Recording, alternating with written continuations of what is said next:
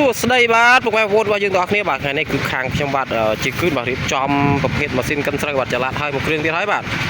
គ្រឿងនេះគឺយកទៅឲ្យអតិថិជនបាទនៅខាងបាទស្រុកជុំគិរីបាទខេត្តកំពតបាទអញ្ចឹងបងប្អូនយើងនៅខាងខេត្តកំពតបាទជួបគ្នាបាទនៅថ្ងៃអាទិត្យទី23នេះបាទខែសីហា2026បាទមួយគ្រឿងនេះគឺយើងឌីហ្សាញមកបាទស្អាតមែនទែនបាទសេរីថ្មីបាទ2026បាទសម្រាប់ពុកម៉ែបងប្អូនបាទមានតម្រូវការបាទយ៉ាងបានម៉ាស៊ីនកិនស្រូវចល័តយកទៅប្រើប្រាស់បាទអាចតាក់ទងខ្ញុំបាទជាងគឺបាទតាមរយៈលេខទូរស័ព្ទនេះបាទខាងខ្ញុំទទួលតម្លៃម៉ាស៊ីនកិនស្រូវចល័តម៉ាស៊ីនកិនស្រូវខ្នាតអាជីវកម្ម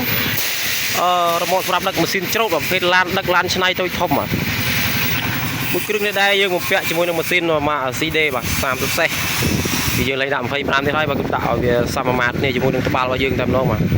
ហើយត្បាល់វិញគឺជាប្រភេទត្បាល់មក1000បាទថនលើយបាទសម្រាប់1000គ្រឿងដែរយើងមានជាប្រភេទបាទ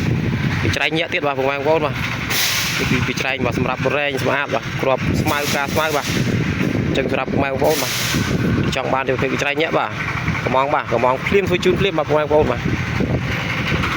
ហើយរាងរបស់វាបាទគឺស្រស់ស្អាតមែនតើបាទមិនថាខាងមុខឬក៏ខាងក្រោយទេមើលកន្លែងណាក៏ស្អាតដែរបងប្អូនបាទគឺអែមសេរីថ្មីនេះគឺខាងខ្ញុំបាទតម្លើងរៀបជាមួយនឹង